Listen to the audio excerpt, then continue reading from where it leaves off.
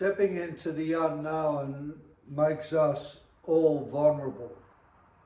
Moving away from what is familiar in our lives puts us in a state of not knowing the outcomes, not knowing at times how to cope in the new situations. How do we survive in these new situations? How do we become secure in unfamiliar environments?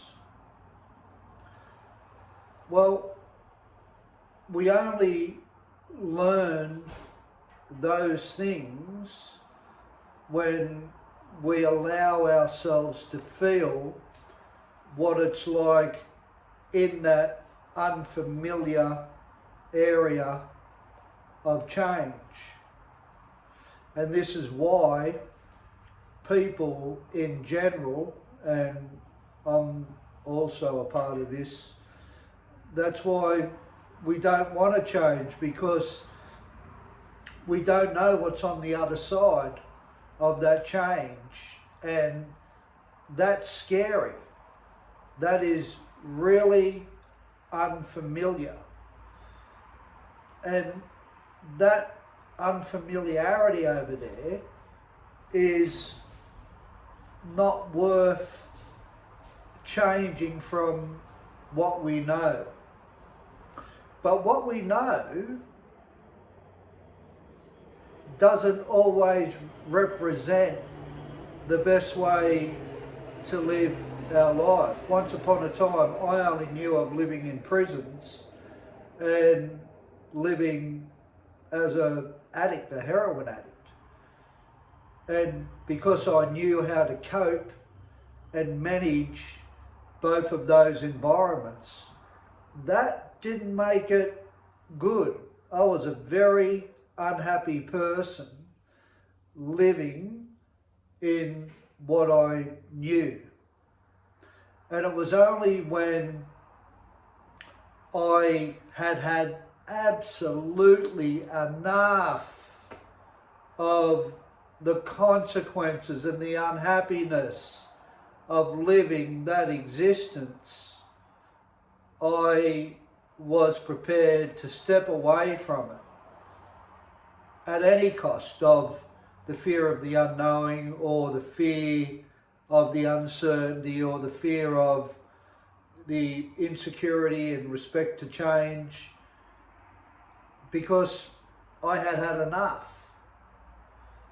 So does it take having enough of absolutely living a life that one isn't happy with to eventually go through that to change?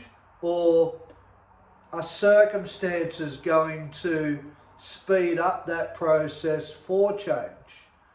Or events might happen that takes you out of what you're familiar with and takes you into another direction, and you have to feel the uncertainty, and you have to feel the not knowing, and you have to feel the fear.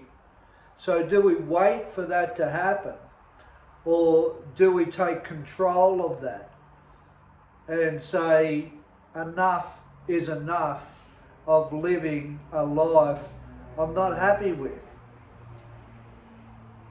I think that's the best option. But who am I to comment on if that happens by choice, or if that happens through circumstances out of a person's control? Well, I can only talk for me. It happened from circumstances out of my control, because when I was in rehab, I hated that place also, and something remarkable happened to me.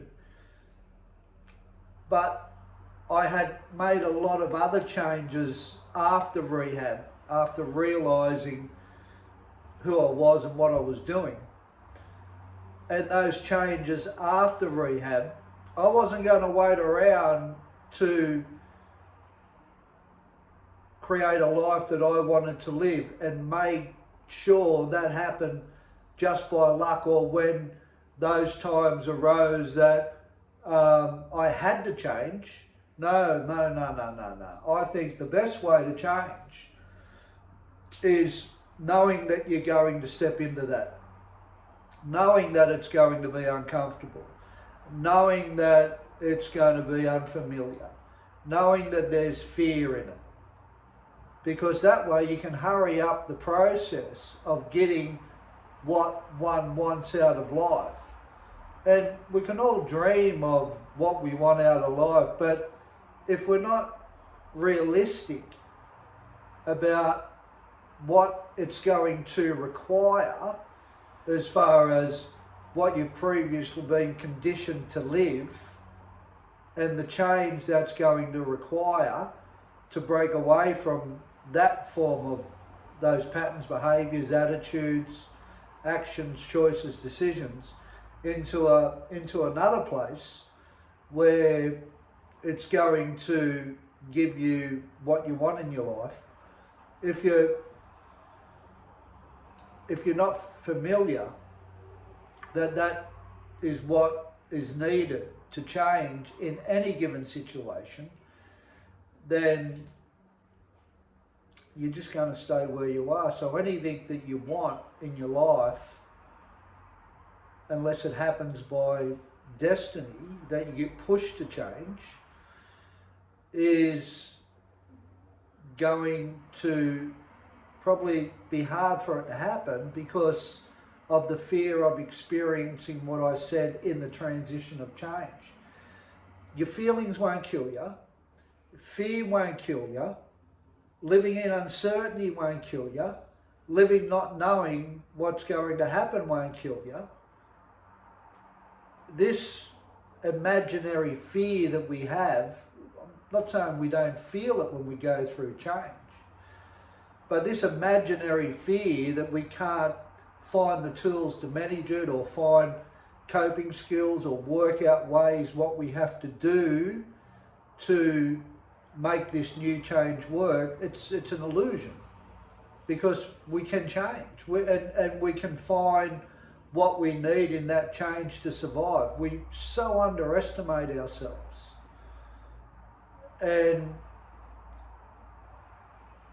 we've got to understand we might have to back ourselves in taking that risk and go, well, okay, what's the worst thing that can happen in this change? Because you can always go back to what you're unhappy with. That's easy. So what's the worst thing that can happen? You can stumble, you can fall, you can appear to be a fool, you can be laughed at, you can be judged. And that's hard for people to cop.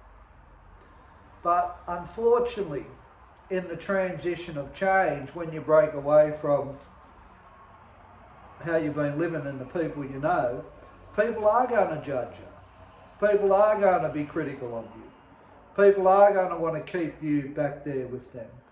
People are not going to want you to improve, because that's a reflection on their insecurity. That's a reflection on their inability to break away from what they're familiar with. When you stand out from the people you have been associated with, that's a threat. And as a part of getting what you want in your life, you are more than likely going to have to break away to what you've been familiar with. So that's just a little bit of information on the transition of changing from what you used to be over into something that you want to be, and what comes with that. And you can survive this. Trust me, I've done it. I know it. But just because I know and I've done it, I'm not saying everybody can do this stuff. I know it's tough. But all the goodness I discovered was on the other side of what I was familiar with. And that's how I manifested everything. I got to that other side and I felt my feelings, and I trusted that it was okay to feel everything that I was feeling. And then I backed myself to learning what I needed to learn on this side to achieve what I set out to do in life and what I wanted to reach. It's amazing when the student's ready, the teacher appears, but sometimes the teacher isn't where we're familiar with. If we want to learn something, we've got to find new teachers on the other side, and I've had so many new teachers appear when I've taken the risk, and it's like something does look after you. So you take care now, and if you find this of any interest, subscribe or leave a comment, and hit the notification bell, and I'll see you at my next video. You take care and look after yourself, and have a great day.